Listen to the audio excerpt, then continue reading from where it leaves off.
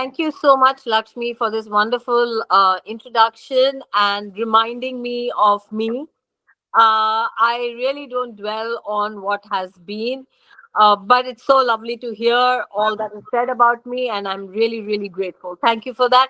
And most importantly, thank you for including me and inviting me to this conversation because I sincerely believe that a whole life depends on the conversation, the words, and what we say, we communicate our energies through our mindset and everything through conversation. So thank you for including me in this most important conversation. Totally. I feel like, sometimes it's a conversation that strikes something somewhere in deep within. And especially in today's world where there's less and less conversation and it's everything is social media, just this live interaction is something so beautiful. And today we're kind of digging deep into this whole motherhood topic and Madhu as a mom of two beautiful girls and having a busy work, how did you manage raising children? And I'm sure like you had to put aside your flourishing career and take care of the children. So how was that journey as a mother? So I'm gonna say that life is personal. So my way is not the only way because we all come from where we come from, our experiences. Since I didn't have a mother, since I lost my mother very early in my life, I knew in my heart that when I was ready to be one, I just wanted to be just a mother. I didn't want anything else. Nothing else seemed so important. And I was fortunate enough that I didn't have to bring in the bread, so to speak. I didn't need to work for our subsistence. So I could take this call. And really loved being a mother. In fact, I always say my best role till date is being a mom because I realized that I just love being with children and my children. And having said that, I realized that it's not about children or me or a mother or a working mother or a stay home mother. Everybody has their own journey coming from where they come from. I didn't need to work, so I could take that chance, that choice. But many of our mothers need to work, women need to work. And it doesn't mean that they make a bad mother because they were not home when the child got home from school. So it's all about, belief system, perspective. The most important thing is, I feel that you need to validate your child's being, love the child wholeheartedly, and connect with the child. Find a way. It's not how long you connect, it's important how you connect. If I have a friend who needed to work and she would go very early and come very late in the evening, and she would request her neighbor to feed the child when he came home from school. But that boy never felt like a neglected child. He loves his mother, worships the ground she walks on, because this friend of mine was able to communicate to her son that she is working to make his life a better life, to give him a better future. And she loves him immensely. So the child did not see his mother as an absent mother, but he saw his mother as a great woman. Mhm. Sometimes we stay home mothers. We think that we are staying home, but we could not be happy staying home. So that child sees you 24 hours, but you've not achieved too much. So the most important thing for us women and for any human being to understand it is me first. Like in an aircraft, we are always told, pull in that air mask for yourself first. You nourish yourself, you nurture yourself, you find out what your holes are so you can fill them up. You find those reasons to forgive your caregivers, your parents, your childhood, the events that has molded you into a negative person, angry person, bitter person. Find ways to heal yourself from those. Your child will automatically receive positive upbringing. So the Right. first point is, in the quest of mom power, the most important thing is to be powerful yourself. You heal yourself, the best will come out of you, and you will achieve being a powerful mom. Right. I mean, that is such a critical point. A lot of them, some parent from place of hurt, and without realizing they're transferring their traumas, their insecurities onto the children. In fact, yesterday we were having conversation with Dr. Shafali, He's an amazing parenting expert, and that was one of the biggest conversation, right? The topics that it's about parenting oneself before we could parent the other little children, and connection is such a critical key. And sometimes we could be present, we could be there, but still not be present. And with social media to everything, it just like makes it even more important that keep the phone aside and really connect with our children, because childhood just is such a small period, and before they just fly off, this is a chance to just bond with our children to create that powerful next generation. Now you said you lost your mother. How old were you when you lost your mother? 13. Oh, that's like a very critical time that you would need. And how was it dealing with that, and carrying that pain when and going through the teenage years? Was that difficult, or did you almost like have to mother yourself in a way? You know, I am innately, inherently blessed. Uh, it's just me, I've realized, genetically, so to speak. I don't think too much of what is not. So I remember growing up. Today we have all these new age, the conversations and all of that. We know a lot more today. But I'm talking about when my mom passed away in the 80s. There was no new age conversations. There was no manifestation conversation, motivation conversation, or staying positive, staying grateful. There were no such conversation. But I remember me always saying that I'm so lucky that I have the best father. I'm so lucky I have the best brother. And I was so lucky that I discovered my soulmate kind of a friendship in school, my girlfriends. Yes, nothing can replace a mom. But my life, I cannot say that it was a painful, sad life. Now, I don't know whether that was my way of blocking it out. I would think not, because I remember having a fantastic childhood with my father and my brother and my friends. While I kept missing my mom, while I kept thinking about my mom, because those things don't go away. But I didn't have a bad one. So it just, now that I read all the books and all the literature, it just makes me think that I had the right way of living. That I always valued what was in my hand, what was in my home, rather than what was not. So to have a dad like that who gave a voluntary resignation, he became a stay-home dad in the 80s to look after me and my brother. I mean, we were blessed. We had a blessed upbringing. That's incredible, for fathers to step in and do the role. I would love to have like your fathers, their father come over and probably have a conversation on this, because I feel like, they play such a critical role in absence of mothers. And it's beautiful to see that your dad stepped in on that role, and made sure that you didn't have the void. And a lot of people carry that void forward. And yeah, so, and with your two beautiful daughters, how old are they again for your? 24 and 22. It does isn't like, when that's incredible, because you still look like you're 25. So, and I see picture of you and your daughters, and just like three siblings together. So that's amazing. So how was it parenting them during their teen years? We had this conversation, I think, during the last time, and I loved what you had to say with how you've handled it. I think I would love for you to, Can you please report about remind me what did I say? Then I'll tell you more. I mean, I can't remember. more like, just being friends with them and to have that connection with them, right? So, and in today's world with how parenting is so different from how it was a few generations before. The only thing I learned, Lakshmi and all my lovely friends here who are listening to me, Mhm. the only thing that I learned is that I don't think my way is the only way. And I Mhm. don't think my way is the best way. So I in fact think that my children are cleverer, smarter, better adapted in this world than I am. And I'm willing, and I know what I have more than them. I have age, and therefore no one can take away my experience and thus the gained wisdom. I do have certain advice on relationship, but again, I don't give too much advice, because that's me as a person who has brought that quality or that aspect in a relationship which could be damaged or healed, whichever way, whatever. My daughter does not have the same damage as me. My daughter doesn't need to heal from the same situation as me.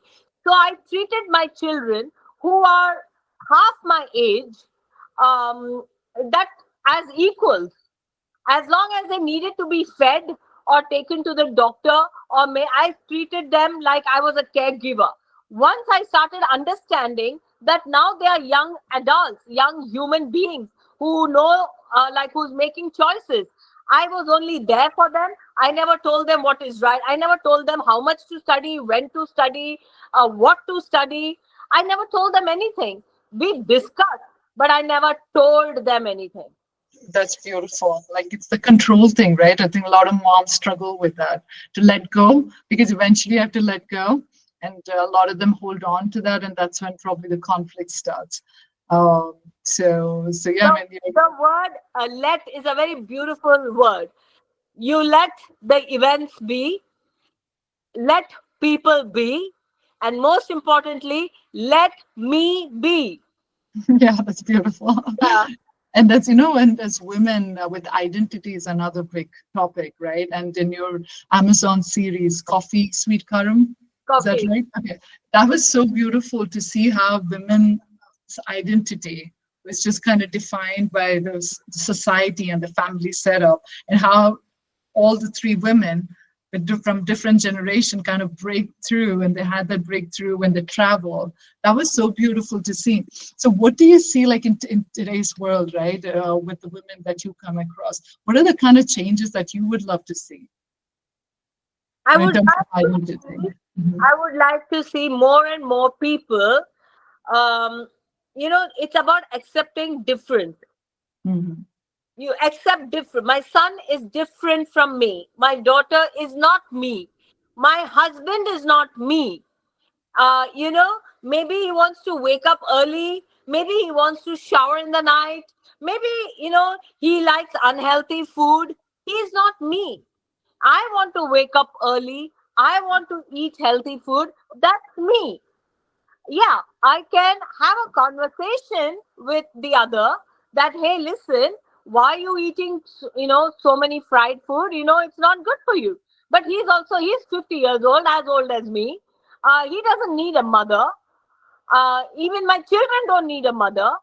They need mother till about 8 or 10 or 12. They don't need a mother. They need another human being who's caring, supportive, who treats them with. I should believe that my children are intelligent, not that they are dumb and they need to be told what to do. We can discuss, we can guide like friends. When friends come and confide, you don't tell them do it like this, do it like this. You suggest, hey, listen, I know a good doctor that if you go to the doctor, maybe you might find. But why is it when it comes to your husband, or why is it when it comes to your children, you think they have to do exactly what you want them to do? It's Right. because you are afraid. If they don't listen to you, or if they fall ill, God forbid something goes wrong with them, it is about me. How will I cope with this? How will I take out the time to serve them? So it comes down to me. So let it go. You Right. live your life, let them live their life, and together, let's live a life together. Yeah, I love that. With mothers, the identity is so defined by children and husband, which is fine when they're younger, and but later, with time, they start questioning, especially when they get older and they move away. They still want to hold on, and you beautifully put it together. How it's all about kind of the control and kind of getting the association with what they're doing, and then identifying themselves based on that. And that is one of the areas that we're kind of trying for women to kind of look into, that you need to have your own identity irrespective of your role as a wife or a mother. And then that's a big thing, like what do you do after when kids don't need you, when husband's like on doing his own thing? Like you still have to keep your own focus and your own goals. And especially like so what are your takes when women, when they have little older children, when they don't need other moms as much, and all of a sudden there's an like a crisis of like, who am I? And having done various role and having seen other women who kind of stopped a successful career and they want to get back, and what are your takes on those? We give up our careers, or we do what we do because we want to do that. Mhm. So they don't owe us anything. True. When you turn around and say, I did this all for you, no, you didn't. You didn't. Yeah. I gave up all that because I wanted to experience that wholesome mother daughter, mother children relationship, which I felt I didn't have in my life. But my daughter never asked me to give up anything. I did it. So Mhm. it's all about, not to expect anything. You do exactly what makes you happy, and that's what we all do actually. So don't fool yourself by saying, I did it all for you. That gave you happiness. So that's Yes. amazing. And then Correct. let it go, let it be. They'll all be there with you when you let it go. The problem is expectations. And yeah, we are human beings. It's very easy to say, I should not expect. But just take life so lightly, hold it so lightly. जब पकड़ में है तो बहुत अच्छी बात है, पकड़ में नहीं है तो छोड़ दो. Don't hold on to things that are dying to leave you, because then you will cut your hand. It's like holding a wire. As long as you hold it, it's beautiful, but when it's going pulling away from you and you're holding it, it'll only cut you. So True. just leave it and it'll go Yeah. away, or it'll come back. This world is made of children, and all these things are just titles and given. We are all souls living together. If like for example, today my children are living in London and I live in India. I don't see them as much as I would like to. But what I mean, I see them enough, I talk to them enough. But who is the person who's spending maximum time with me? Who are the human beings? It's my work associates, my neighbor, my friend. So that's how life has put it together. So let's just play, just be light. Life has a way of arranging itself, and that's what I would say. I would not want you to take anything so deep. And of course, this is very spiritual. I don't mean to digress. I want to keep it to this mom child conversation. But these are all my lessons because I have felt all these things. When my Yeah. children went to London, I did feel the emptiness because my life did revolve around my children, taking them to school, sleeping with them, waking with them, holding birthday parties for them. My whole life seemed to be only about them. And suddenly they had left me, and not that left me in that way, but they were in another country. And then, so you learn what is important, what is how things happen. And however things happen, it's the only way it can happen. That's how it is supposed to happen.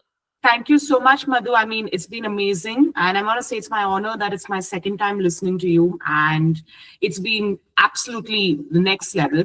So, how about this? I want to ask you this, considering we were speaking about, the career, and the getting back and, all those things there. So, how about I want to know, how did you put it across to, Anand and, to Kia and Amaya after a long gap when you decided to finally work again? Was there any specific, a conversation you decided to have with them? Or was there any way? I'm sure a lot of people could use that insight, especially the ones that we do have a lot of ones who are in that stage, probably giving that full time at home, but also somewhere, just waiting, okay, you know what, maybe this time I'll be back. So is there any specific way that you finally put it across to them when you decide to come back into the, glamour field? My movement happened very slowly. I myself did not want to leave my family and go out. I'm very homebound that way.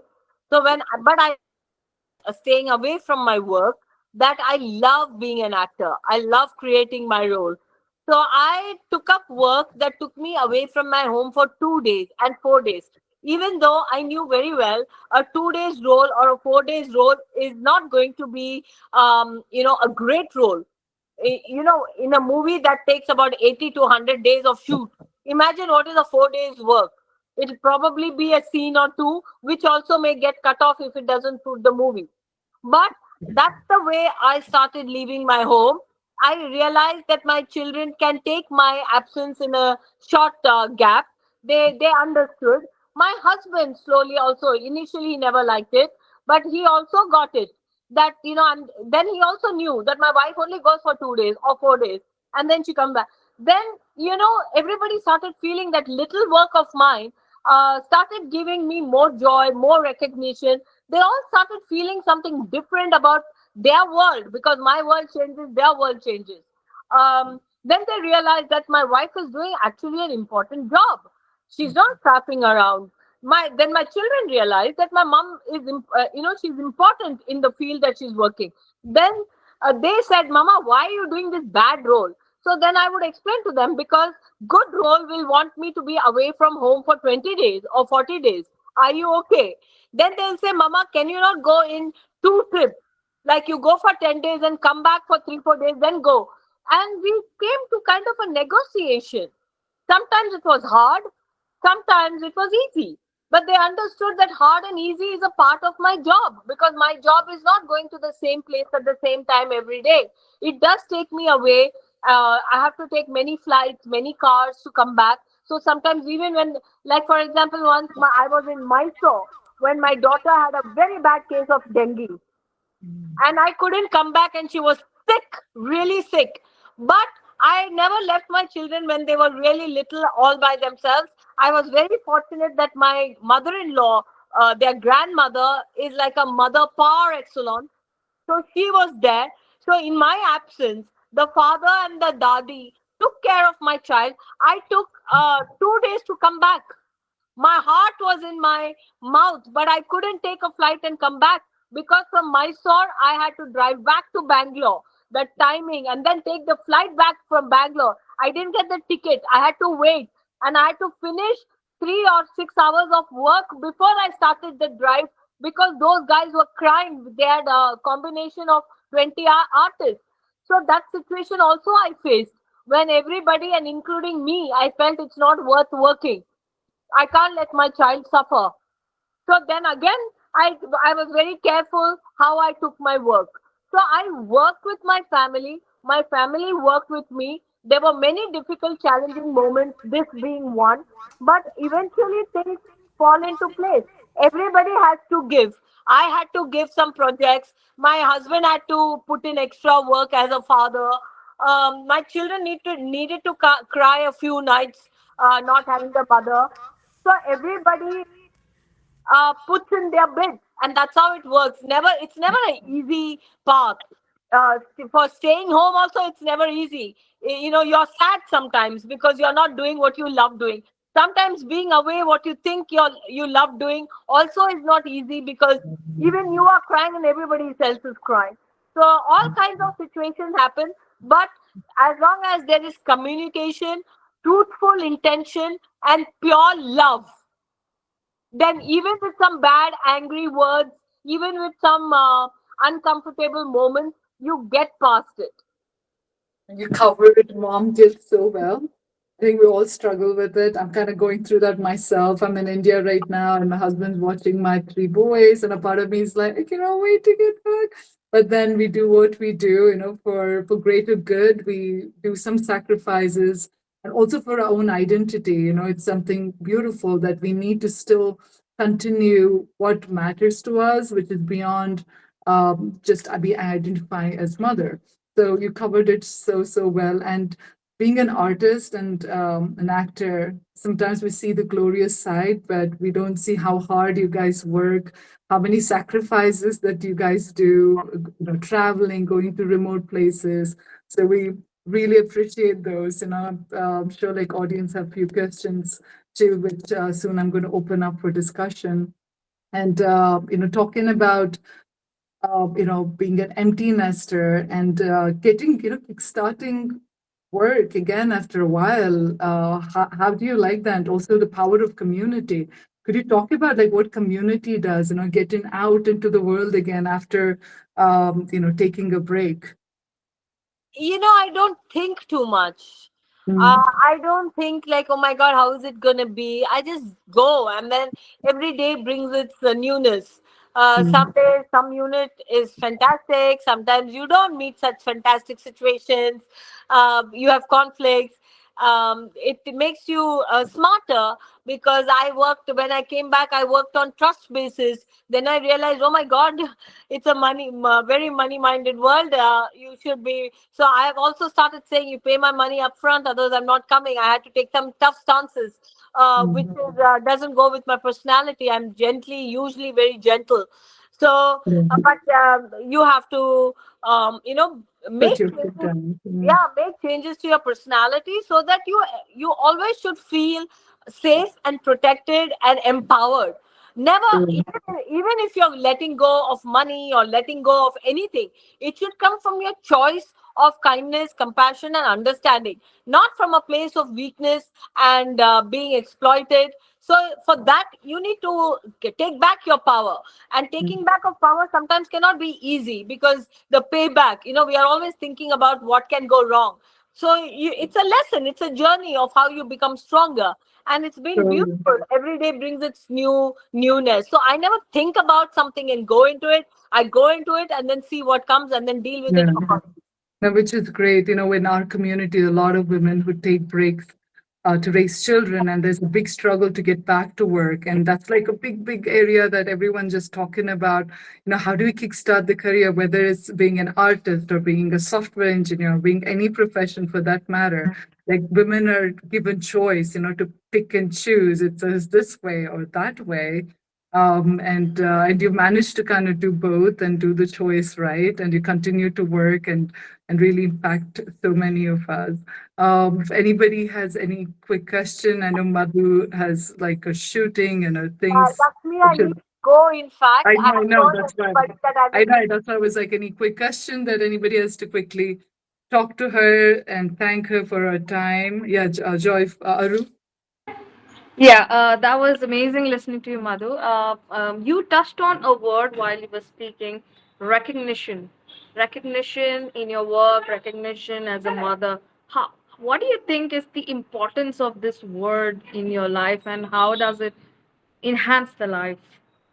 The word recognition. Yeah. I realized one thing, that we all, as human beings, after our primary needs are met, whatever our primary needs are, after that is met, the only thing that we work for is significance. Today I don't have to work to bring food home. I don't have to work to educate my children. That is by God's grace taken care of. But why am I out there? There are two reasons. One is to experience that what I have to give. I have certain thoughts and feelings, my talent or my skill, that I want to put it out. It's a creative energy. For different people, it is different field. We all want to do what we think we love doing and what we think we are good at doing. And secondly, we all seek significance. We want to be important in people's lives. We want to feel belonged in community. We want to be respected in community, and we want to be significant either in relationship or in our existence. And that's all we are always looking for. That's why we do what we do. Now, as long as you understand that, and we don't make it about ego, I don't have to be better than you to be significant. I don't have to be recognized. I don't have to be better than you. As long as these lessons you learn, then you're okay. The problem comes that we all want to be better than the other, and that kind of colors the whole thing. To be recognized as what? I want to be recognized as what? I am a good mother. I may have done many wrong things. I don't know how to cook and feed, but I am a good mother. You know why? Because my intention is that, because my love is that. I am a great artist. You know why? Because not because I won a national award or I won a Filmfare award. I am a great artist because I love what I do and I want to do my best. So that recognition of my spirit, that significance should be enough. But the problem comes, I want you to say that you are the best. The point is not, you should not tell me you're the best. I am the best because that's it comes from my heart. So the recognition, significance, as long as you're looking for others to tell you, there will be a problem. You want your children to tell that my mother is the best mother. Why do you want your child to tell you that? You are the best mother because you did your best for your child. The child, it's up to the child whether he sees the best in you or not. That's his life. So whether you're recognized in one way or the other, it's not your problem. Whether others think you're significant or not, it's not your problem. You know you are the best. because you intended to be the best. Your intentions were pure. I love how Madhu articulates it, and she has this perfect Beautiful. center that she finds, right? Which is so, so beautiful, which a lot of women kind of struggle with. They're going this way or that way. I just love what you built around yourself and how you stand strong with where you're coming from. And I love that. Anybody has anything quick to add? I know she has to run. She was kind enough to take her time out, and she's in the middle of some intense shoot. One quick thing, and before that, and then we'll let her go. And thank you so much, Madhu. And my power came back. Sorry, I lost my power earlier. I had to log in from the phone. Thank you, Aru, for that question. I hope my answer was appropriate. It was on the point. It was lovely to hear you. Thank you. You just nailed it. Thank you On so that much. note, my dearest, lovely ladies, Yeah. please let me run. They are waiting for me. Thank you Yeah. so Thank much. you so much. Thank you And so much. thank you so much. Lots Yeah. of love. I love you all. Thank you, thank you, thank you.